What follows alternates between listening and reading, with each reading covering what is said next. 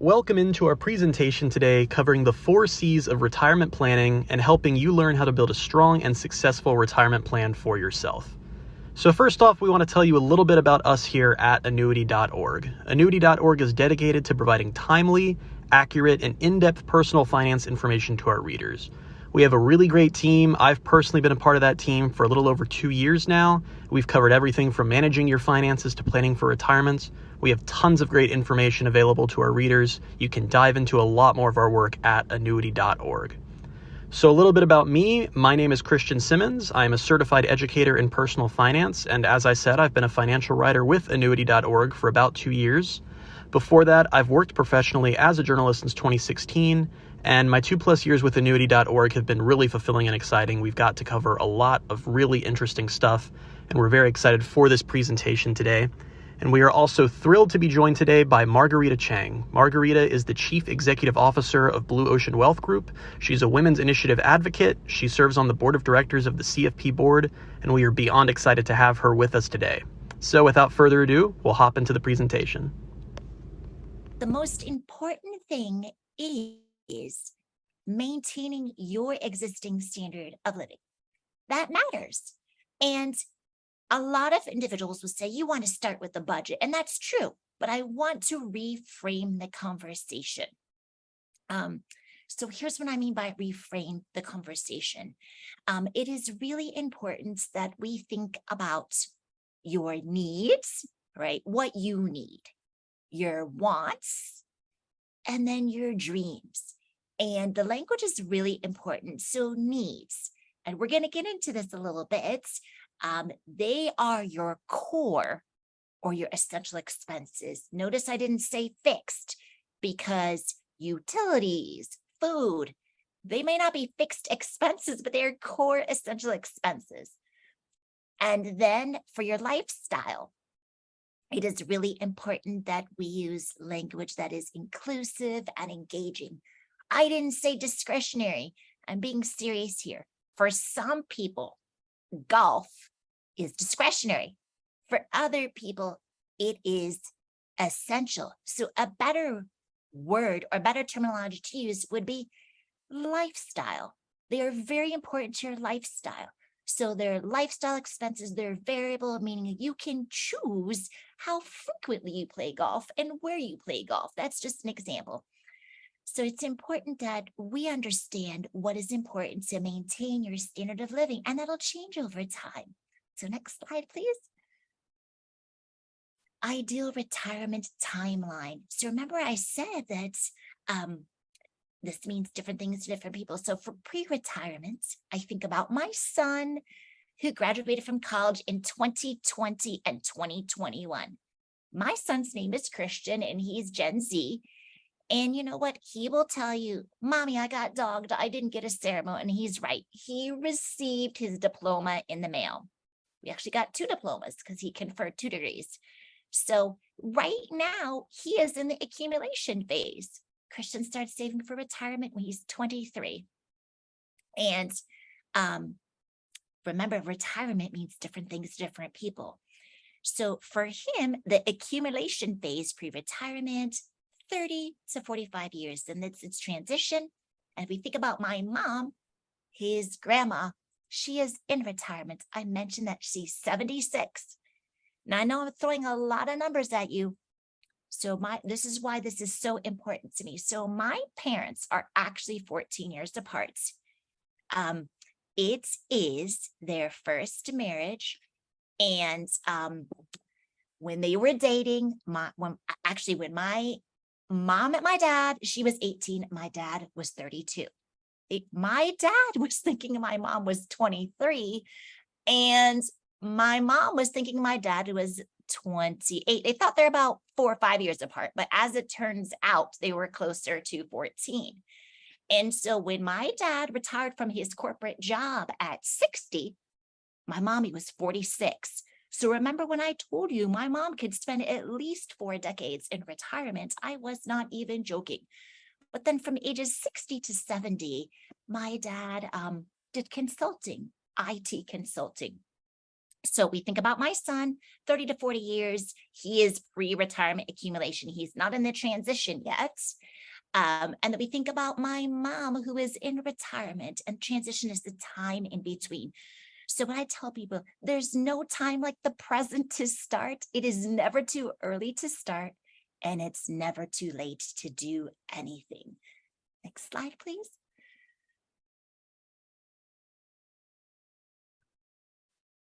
So the transition phase. So remember, we talked about the accumulation phase. Accumulation phase is when you are, starting to enter the workforce and contribute to your employer sponsored retirement plans. You may be receiving an employer match, and then you put your money in. If you don't have access to an employer sponsored retirement plan, you can still save for retirement. It's important that you visit annuity.org and check out the resources there. So during the accumulation phase, you want to take advantage of everything that is available to you. There may be professional help available to you through your employer, or you can visit personal websites just like annuity.org, or work with a qualified certified financial planner. You can go to the CFP board website and make sure that you take the time to ask questions and reframe your objectives as you transition. So here's what I mean. During the transition phase, it's true when retirement is 5 to 10 years out. I look at last year, 2022. The stock market and the bond market, for that matter, let's just say the financial markets were not cooperating. The year you retire, you don't have to move everything to fixed and guaranteed accounts, because as mentioned, you will spend a longer time in retirement. So even though you may be 65 today, getting ready to retire and start to collect Social Security at your full retirement age, the day you retire doesn't mean that you're going to spend everything. But you, in this example, you have gone from the accumulation phase, you're in the transition phase, and now, before you know it, you will be in the distribution phase. Next slide, please.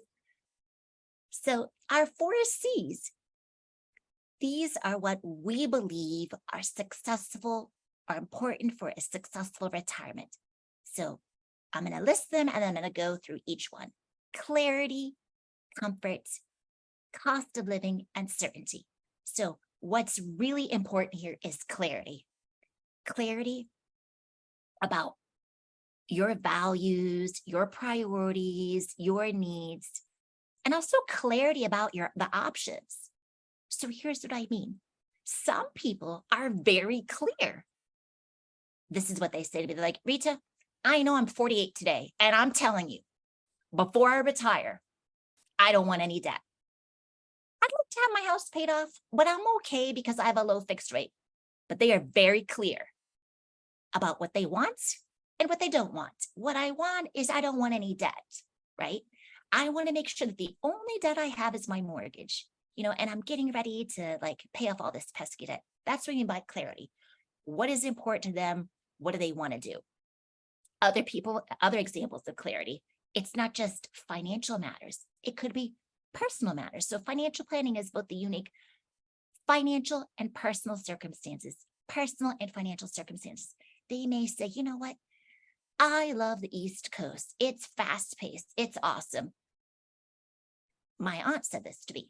She's like, I love the East Coast. I loved being a professor, but you know what? I'm not shoveling snow in the winter and retired. My aunt was very clear about what she wanted.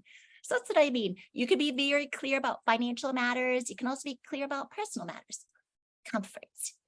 Comfort is not just financial comfort, but what you need to feel supported. And that's different for every person. And it is even different among couples. True story. Clients, the husband loved playing golf, loved it. The wife knew her husband loved playing golf, but when they moved to Florida, she realized she didn't feel comfortable. The reason why she didn't feel comfortable is she felt very isolated. She wasn't able to drive. What was important for her is to be able to go on a walk to get coffee, meet her friends. That's important to her. So 6 months after they relocated to Florida, she said, I do like the view of the golf course, but I don't feel comfortable because I'm stuck. Like every time I want to go somewhere, I have to get a ride. This just isn't how I envisioned my retirement. So I was like, you know what? You do have enough financial means. It's important that you're happy. It is okay to move. So this is what I tell people. It's important to take your time and find out what's right for you. The next C is cost of living. Cost of living is just a way of stating that you're planning for your retirement to address inflation, cost of living increases. Now, Social Security does have valuable benefits. There is lifetime income, it's inflation adjusted. So a successful retirement is going to make sure that you are protecting yourself against market risk, so downside protection. However, you also need to make sure that you are protecting yourself from another risk, which is inflation, making sure that your income keeps up to pace to maintain your cost of living. Another client explained it to me like this. He's like, I always thought living a long, beautiful life was an amazing thing. And I'm like, it is. He's like, but I never viewed longevity as being a risk.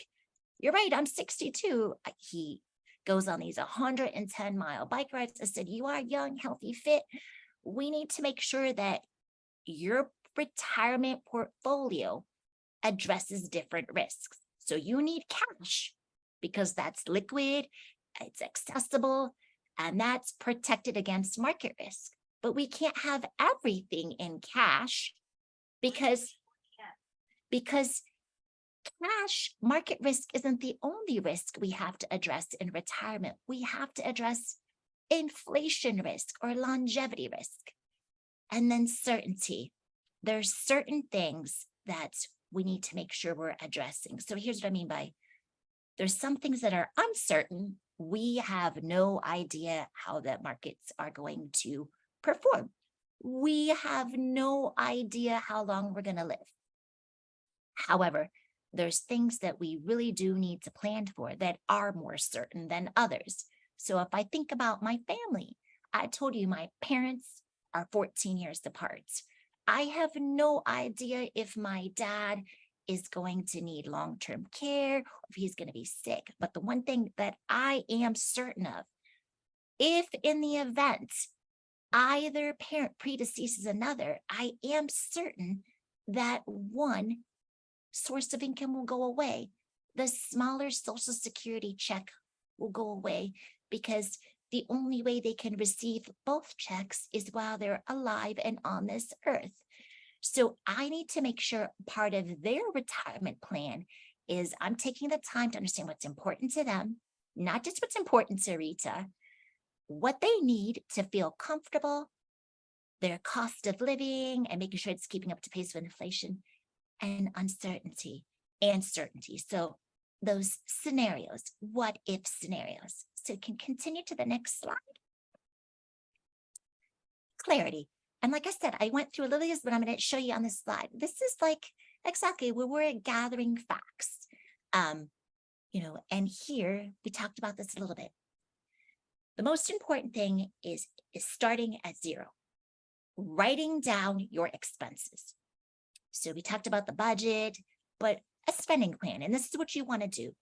You want to write down your sources of income. So if you have a spouse or partner, that's your Social Security benefits. That is your spouse or partner's Social Security benefits. If you have a pension or they have a pension, rental income. So knowing where your income is going to come from. And then as mentioned, knowing the different risks. When we think about risk, the first thing that comes to mind is that market risk. Oh my gosh, I don't want to lose money in the stock market. But then we talked about, remember I said that living a long life is a beautiful thing. You need to make sure that your savings keeps up to pace with inflation. You don't want to outlive your savings. So that's clarity. Next slide. How to gain clarity. This is really important. You want to evaluate all your options, right? And there might be some options that are not appropriate for you, right?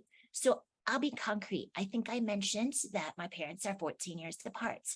My dad did have Parkinson's disease, and my dad was sick for 9 years. It was really on the last 3 where it was really rough. So here's what I mean about clarity. While my dad was still alive, my parents did have long-term care insurance and very good health insurance. But Parkinson's is the type of disease that I've no idea how long my dad is going to live with the condition. So I definitely lacked certainty there. But I do know that I needed to maintain liquidity. So while my dad was still alive, money in an annuity at that time may not have been appropriate for their needs because I have no idea what level of care he needs. And towards the end, they were spending $58,000 a year on care. My daddy has since passed away, knowing that my mom's mom lived to 94 and my mom is healthy. At this time, an annuity, lifetime income may be appropriate. So this is a time where you evaluate all the strategies.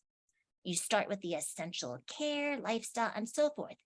And so I try to make sure I am matching sustainable, predictable sources of income with the core or essential expenses. So next slide, please. Comforts. So again, determining what's important to you. I told you about my aunt who's like, I loved being a professor on the East Coast, but you know what, for me, ideal retirement means that I am not shoveling snow in the winter, right? And that's fair. Ideal retirement looks different to different people. Determining what's important to you. So, and sometimes it's important to be flexible. And what I mean by flexible, a lot of people tell me they want to travel. You absolutely can travel, but maybe you don't take like a big, long extended trip every year. You can make sure that you are respecting and honoring your desires and wishes, but doing so in a more thoughtful manner.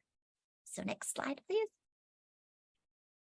So creating your retirement expense pyramid. So set your foundation. These are needs.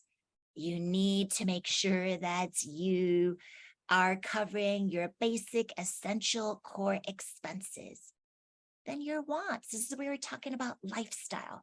People like to travel, but it may be cost prohibitive to go to like a long trip, 4 to 6 weeks every year. So maybe 1 year you may have 2 or 3 smaller trips and then a longer destination. I've seen that in the people I serve. So we know that 2020 is the beginning of the pandemic. So I had clients that made a deposit on a trip to Japan, and they were supposed to depart in April 2020. We know what happened then.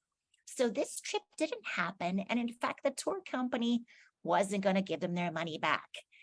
Me being Marguerita, I'm very sweet and kind. I was like, this has really not been about them. This is a global pandemic.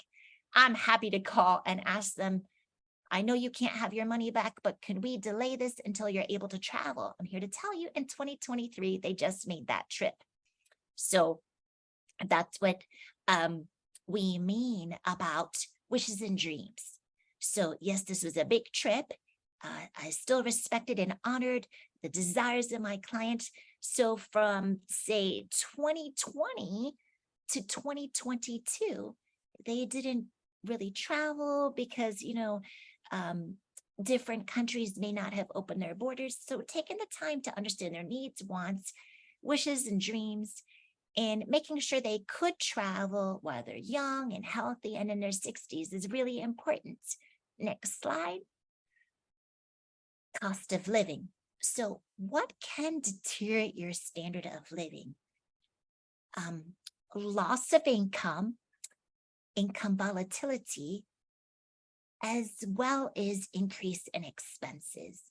And healthcare costs and long-term care costs can really leave people unpleasantly surprised and ill-prepared.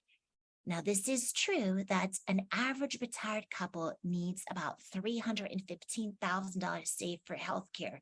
And this is according to a study by Fidelity, and they redo these studies. So it's important. Remember, we don't want everything to be in cash, stable, readily available. We don't want everything in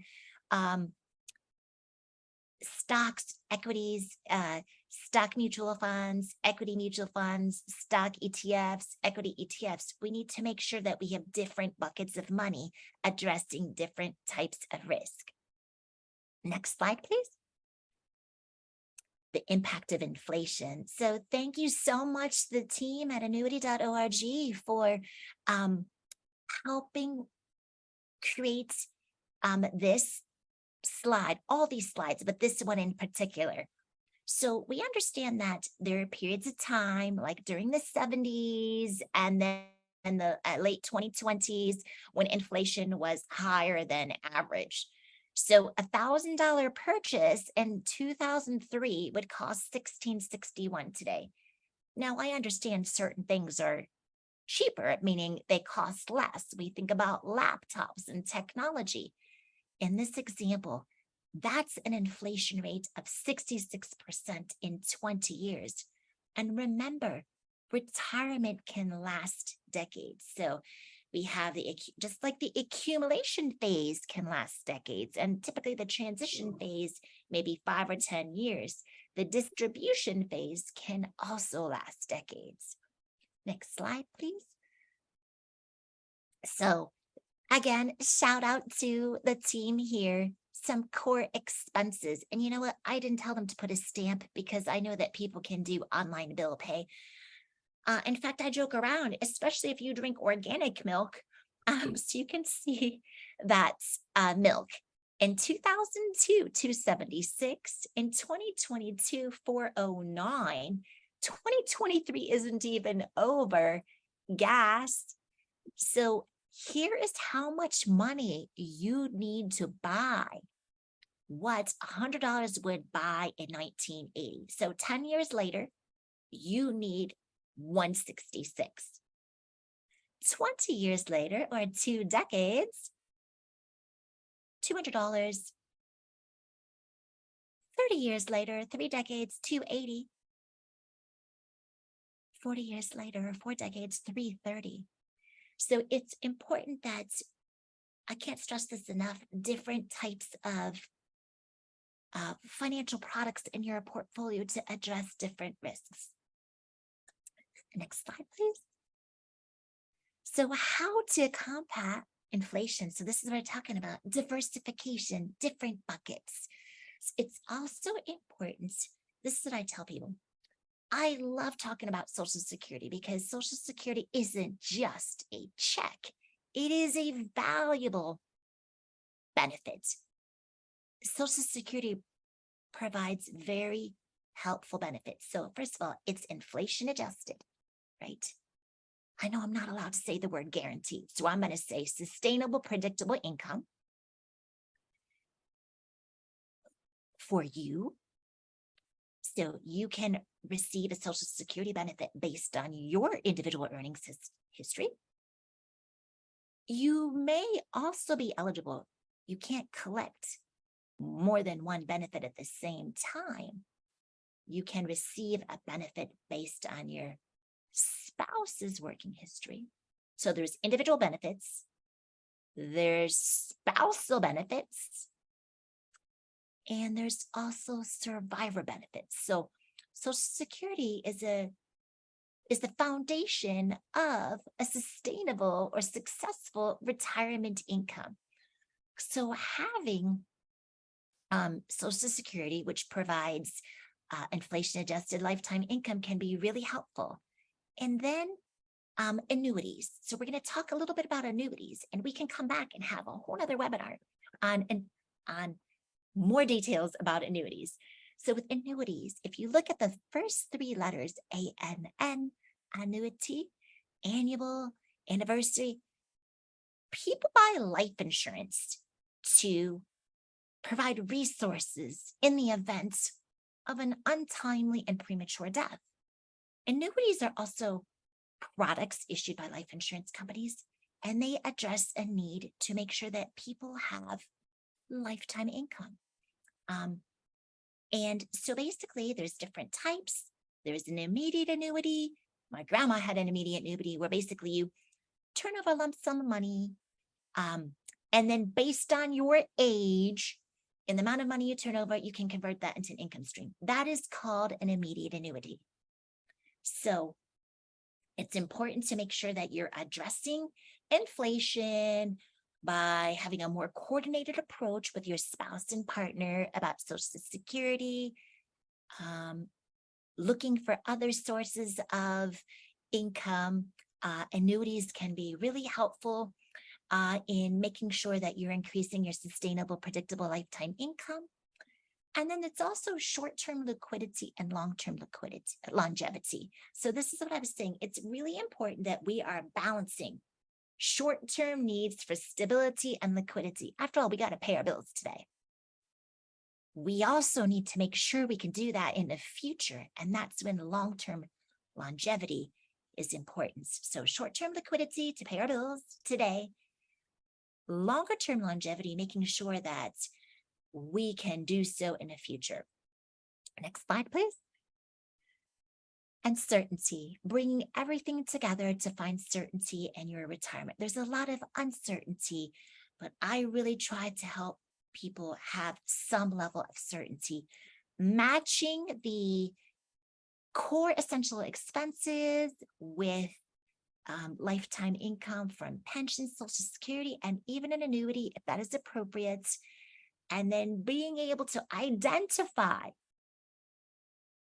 from which buckets of money, which portfolio the clients can access to cover lifestyle or variable expenses.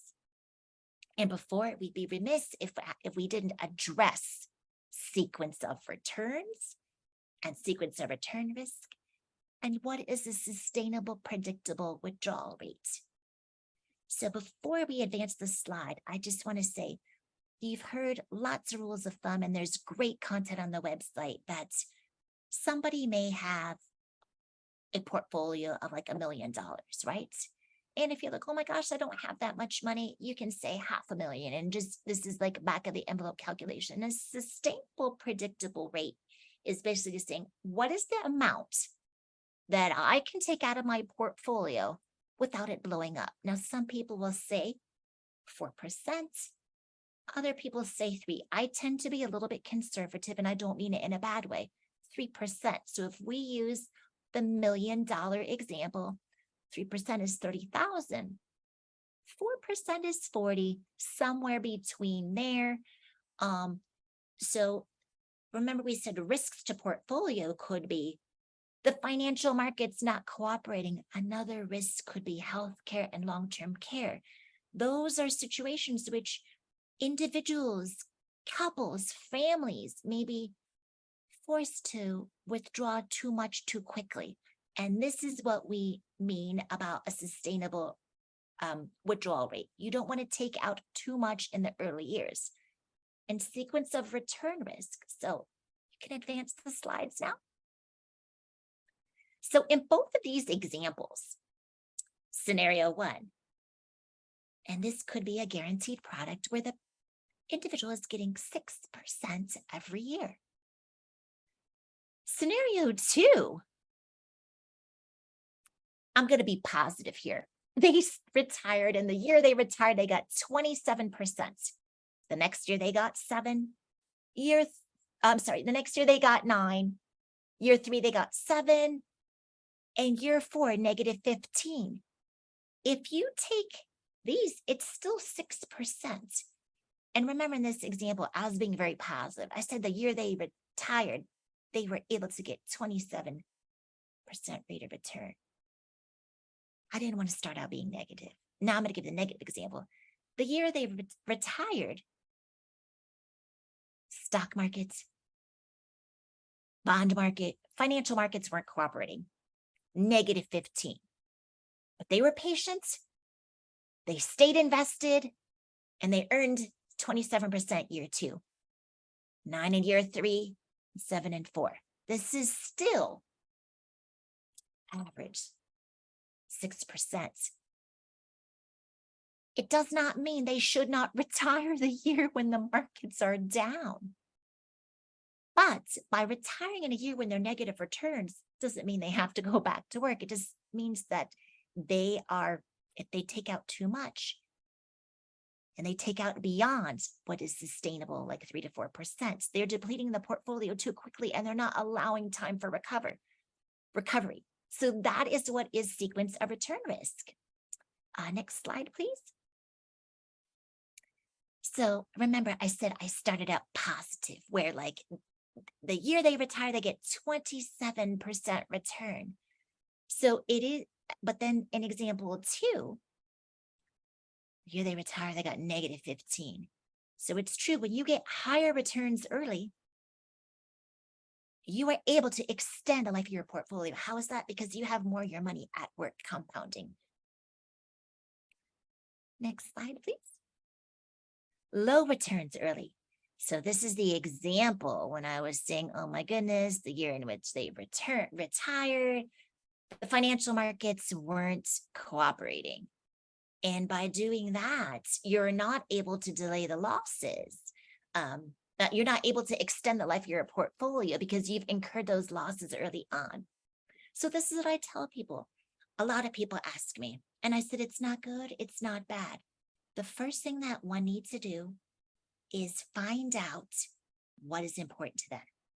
So take a look at your core and essential expenses. Then you look at your variable lifestyle expenses. And you want to try to do the best job you can to match those for a level of predictability. And then if you feel like it is appropriate to have more sustainable, predictable income, that's when annuities can play a very important role. Next slide, please.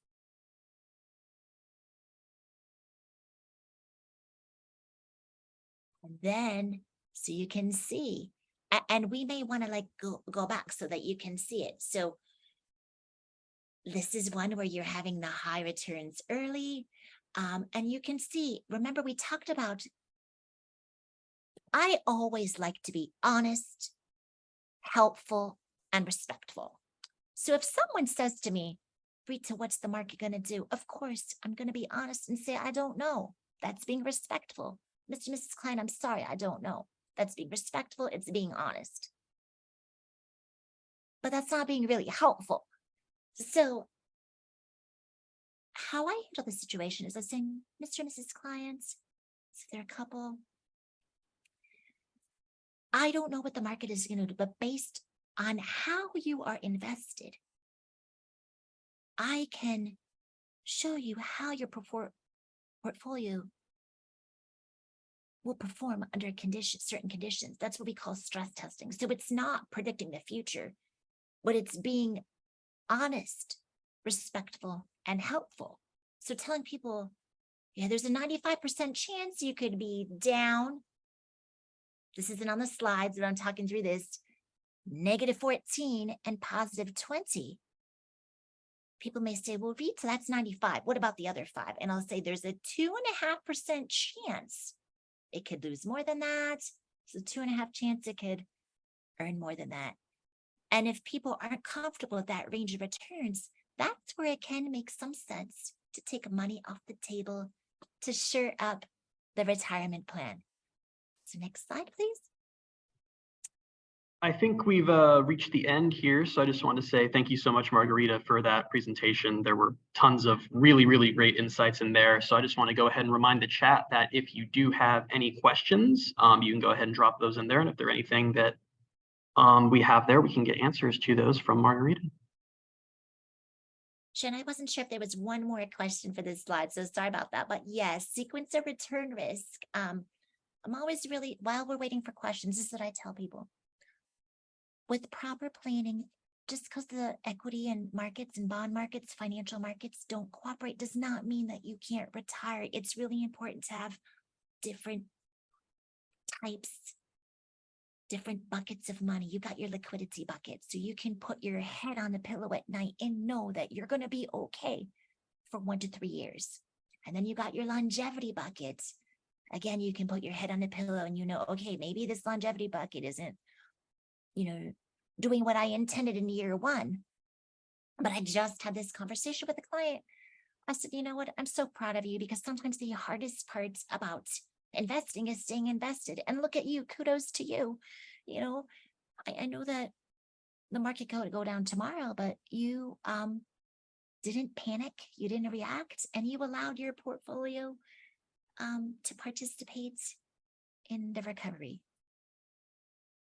So my question is, my husband and I have very different ideas of how we should save for retirement. What would you recommend for people who are kind of in my shoes? Is there a way to kind of see common ground, or is this something that you encounter a lot with your clients? And just, is there any way that we can kind of find a way to agree on kind of a path forward? I love this question, and it happens all the time, and it is completely normal. So this is how I handle the situation. I say to my couples, I said, in developing your retirement plan, I am planning for you as a couple, right? It's your joint retirement. However, no buts here. You are individuals, and I input your individual portfolio, and I'm going to have each one of you do an individual risk assessment. Because for somebody who's conservative, and if I make them invest more aggressively and they experience losses early on, they're not going to feel comfortable, let alone valued, let alone heard, right? If I take people like, well, just be conservative, invest both their money conservative. No, that doesn't work either. Because for the person who is more comfortable taking on risk, if I encourage them to invest more conservatively, they may feel FOMO, fear of missing out. So what I do is I say, I'm developing your plan as a couple, but each one of you are individuals and they have a different risk number. And it happens all the time. True story. In a couple, I'm not violating confidentiality because I didn't tell your name or anything private.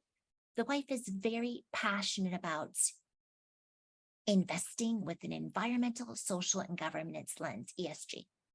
And she invested in water. In 1 year, water just underperformed. And I've worked with this couple for a long time, almost as long as my daughter's been alive. My daughter's 18. This is my youngest. So I think I've worked with this couple for 16 years. And the husband is a little bit more aggressive. He's like, honey, why can't we just invest in these aggressive stocks, do well in our portfolio, sell it, and give money to charity?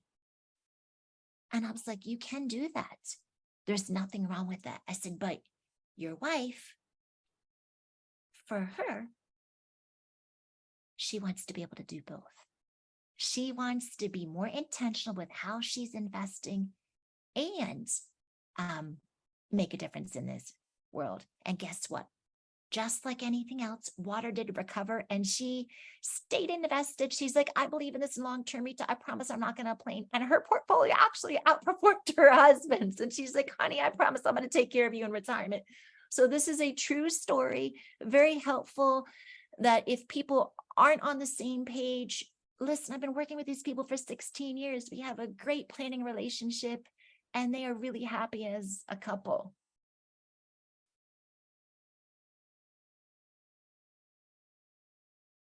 So we have questions. How would you determine the ideal age to start taking Social Security as an income stream in retirement? And then there's also another question. Are there additional income stream options to supplement Social Security and income in retirement that retirees should consider? So we're going to talk here a little bit about Social Security. So remember, I said I think it's really important to keep in your mind what is core and essential and what is lifestyle and variable. The other thing that I want everybody to do, and even if you're still in the accumulation phase of retirement, it's important because you want to make sure there's no zeros where there shouldn't be a zero, is I want you to go to ssa.gov and find out what your Social Security benefit is at age 62. That's the earliest. It's true, like if you're a widow, you can, or you are disabled, or an individual experiencing a disability, you can collect as early as 60. But for standard planning purposes, 62 is the earliest. Full retirement age for anybody born after 1960 is age 67. And then the age in which you can receive the maximum benefit is age 70. So 62, 67, and 70. And then of course, 65 is the age for Medicare. That's another conversation. So the first thing you want to do is you want to see what that benefit is, right?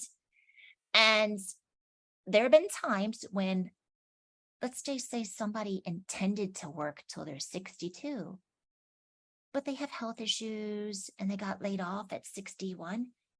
In this situation, or not their health issues, maybe they're caring for an aging or ill relative. In that situation, it might make sense for them to start to receive. But if we look at an example, like my parents, remember I told you they were 14 years apart. My dad retired and was collecting a pension at 60. Dad recognized that it made sense to wait till 70 because by waiting, it's true, while he's alive on this earth, he gets the largest Social Security benefits. But in the event when he's not here and leaves this earth, my mom's lower check will drop off and then she'll get the higher benefits. So the decision when to take Social Security, it's financial, but it's not just financial. There's also personal circumstances. So in the case of my dad's like, yeah, of course I'd like money today, right? I get it, but I'm in good health. He was in good health before he got sick. And to be honest, that's why he lived with the condition for 9 years. He was in good health. He just had he had Parkinson's disease. So in that sense, it was appropriate for him to wait. The thing that I tell people that's very important is you want to be mindful. Should you decide to take Social Security at 62, this is really important. A lot of people don't realize this. If you take it at 62, there is nothing wrong with taking it at 62, but bear in mind, the Social Security Administration wants to make sure that somebody who's taken it 62 receives the same amount as somebody who defers to their full retirement age. So when you start taking it 62 and then you turn full retirement age, your benefit doesn't just increase. You're locking into the lower amount because we want to have actual equity, meaning the person who is collecting for a longer period of time, maybe receiving a smaller benefit, whereas the person who delayed doesn't get to collect for a longer period of time, as long as a period of time, but their benefit is longer. So just bear in mind that that'll help you answer your question. The other thing is, if you're in a situation where, let's just say you get, I don't want to say laid off, right-sized, right? And you're like, you know what, I need a break, but I don't think I'm ready to retire. If you were earning more than the income limit and it adjusts every year, you may not want to collect Social Security, because if you're 62 and you earn more, you may be people like, what happens to my money? Who is taking it? This is what's called forced suspension. If you for every $2 you earn above that limit, and it goes up every year. If you type ssa.gov and you go to the Social Security website, and in the search bar you type our earnings limit, you'll be able to see that number. So the takeaway is, if you are earning above that number, you may want to wait to full retirement age, because that's what's called forced suspension. Social Security is suspending your benefits because you earn too much, and you will get it back. question is like, oh my God, I heard Social Security is going bankrupt. Somebody suspended my benefits. Where's my money? I explain to people that's what's called forced suspension. So I hope I answered the questions. Are there any additional income streams to supplement? So, so maybe you have rental real estate. This is a true story. I travel a lot. I attend conferences and my Uber driver was 80 and he's super healthy. And he's like, when I was in my 60s, I thought 80 was old, but look at me. He's like, I'm healthy, I'm fit, I'm able to do Uber. I only drive like 3 or 4 hours a day, especially now it's kind of hot in Arizona. So he knew my legal name was Marguerita. He's like, Marguerita, right? I said, right. He's like, you make sure when you're telling people 80 is not old, because people like me need money for dental, vision, and hearing, and Medicare doesn't really cover that. So some additional sources of income, sure, it could be Uber, it could be copy editing, resume writing, Airbnb. My grandmother was renting her rooms out. She lived in a college town.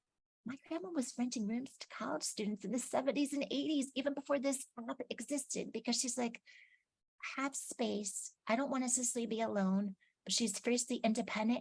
And she had some people that stayed with her for multiple years, not just 1 year, they're undergrad and grad. So, and then I'd be remiss if I didn't acknowledge that another source of income and retirement could be income from annuities, whether that is immediate, like that example I shared, or deferred. And then there's different flavors. So I hope I answered everybody's questions. Definitely. And thank you again so much, Margarita, for all of these really, really great insights. I want to thank everyone for joining us today. We hope you found this helpful, and we will be sending out an email with a downloadable version of this presentation. And we do have a recording for those who missed it or for those who want to go back and rewatch certain parts. So thank you again, everyone, so much for joining us today.